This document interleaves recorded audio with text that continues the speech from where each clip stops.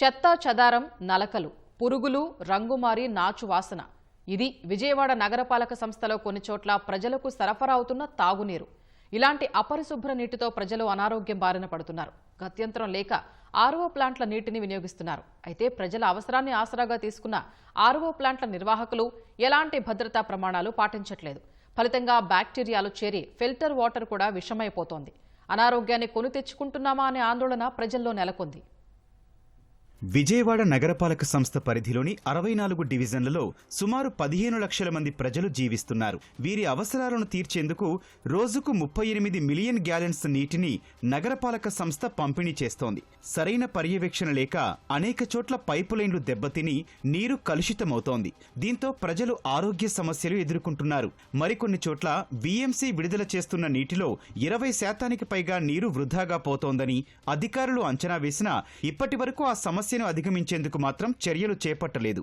కృష్ణానది చెంతనే ఉన్న తాగునీటి సరఫరా కోసం 10 కోట్ల వరకు ఖర్చు చేస్తున్నా పూర్తి స్థాయిలో స్వచ్ఛమైన నీటిని అందించడంలో బీఎంసీ అధికారులు విఫలమవుతున్నారన్న విమర్శలున్నాయి.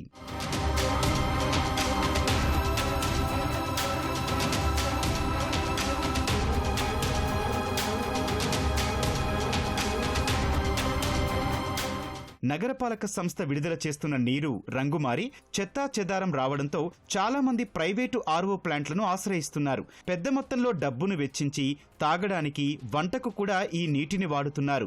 ఇదే అదనుగా వాటర్ ప్లాంట్లు పుట్టగొడుగుల్లా పుట్టుకొస్తున్నాయి. అయితే ఆర్ఓ ప్లాంట్ల యజమానులు సరైన ప్రమాణాలు పాటించకపోవడంతో బ్యాక్టీరియా చేరి ఆ నీరే గరళమై ప్రజలకు నష్టం చేస్తోంది. కలుషిత నీరు తాగడం వల్లే గతేడాది మొగల్రాజపురంలో అతిసార లక్షణాలతో అనేక మంది ప్రాణాలు కోల్పోయినట్లు అధికారులు నిర్ధారించారు. ఇటీవల రాజరాజేశ్వరిపేటలో విజృంభించిన డయేరియాకు బ్యాక్టీరియా కారణమని, దీనికి ఆర్ఓ వాటర్ ప్లాంట్లే నిలవని అధికారులు తేల్చారు. ఇలాంటి పరిస్థితుల్లో ఏ నీటిని తాగాలో తెలియట్లేదని ప్రజలంటున్నారు.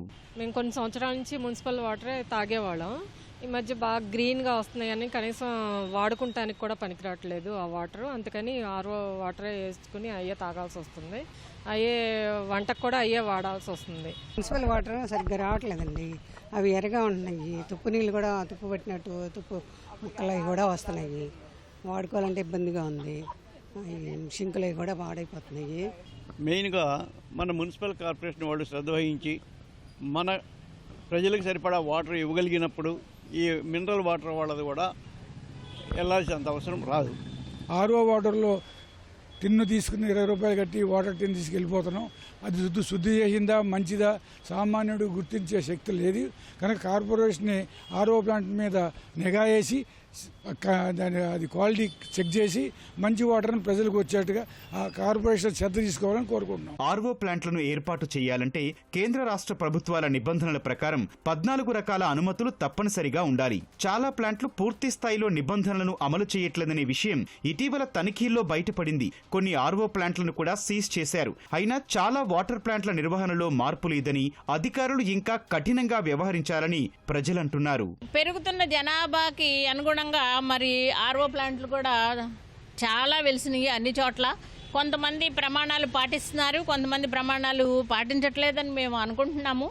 కాకపోతే కార్పొరేషన్ కూడా ప్రతి ఒక్కడికి డ్రైవ్ లాగానే ఇది కూడా చేపట్టి ప్రతి ఒక్క ప్లాంట్ ఆర్ఓ ప్లాంట్ దగ్గర నుంచి కూడా వాళ్ళు తీసుకున్న శాంపిల్స్ కలెక్ట్ చేసుకుని దానికన్నీ ల్యాబ్ రిపోర్ట్లు టెస్ట్ చేసి ఆ వచ్చిన సర్టిఫికెట్స్ని మాత్రం కంపల్సరీగా గోడ మీద ఎక్కడన్నా పెట్టమని చెప్పి చెప్పడం జరుగుతుంది. ప్రతి ఒక్కరూ ఆర్ఓ ప్లాంట్ల నీటిని తాగాల్సిన అవసరం లేదని వైద్యులు చెబుతున్నారు. ఆర్ఓ ప్లాంట్లలో శుద్ధి చేసిన నీటి కంటే కాచి చల్లార్చిన నీటిని తాగడం వల్ల అనారోగ్య సమస్యలు రాకుండా ఉంటాయని చెబుతున్నారు. అసలు ఆర్ఓ వాటర్ అనేది మనం ఎందుకు వాడుతున్నాం అనేది ఒక పారామీటర్ ఉందండి. అంటే అందరికి ఆర్ఓ వాటర్ కావాలా? ఇప్పుడు ఒక ఆటోనగర్ ఏరియాలో ఉంటాం, ఆ ఏరియాలో హార్డ్ వాటర్ అంటాం. సో ఆర్ఓ వాటర్ అనేది ప్రత్యేకంగా మనం తీస్తుంది, హార్డ్ వాటర్ని సాఫ్ట్ చేస్తుంది. సో అది అంతేగాని మనం ప్రతివాడు వెళ్ళిపోయి ఆర్ఓ వాటర్ కొనేసుకుంటున్నారు, అది కాదు. ఆర్ఓ వాటర్ ఒక ఫిల్టర్ అనేది మైక్రో ఆర్గానిజమ్స్ అన్నింటినీ ఫిల్టర్ చేయలేదు. సో మళ్ళీ వాళ్ళకి ఈ మైక్రో కంటామినెంట్స్ నుంచి వాళ్ళకి హాని ఉంటుంది, ఆ ముప్పు ఎలాగో ఉంటుంది. ఇంట్లో వేడి చేసుకోవచ్చు, వేడి చేసుకుని ఇదివరకు మనం పాత రోజుల్లో వడపోసుకునేవాళ్ళం.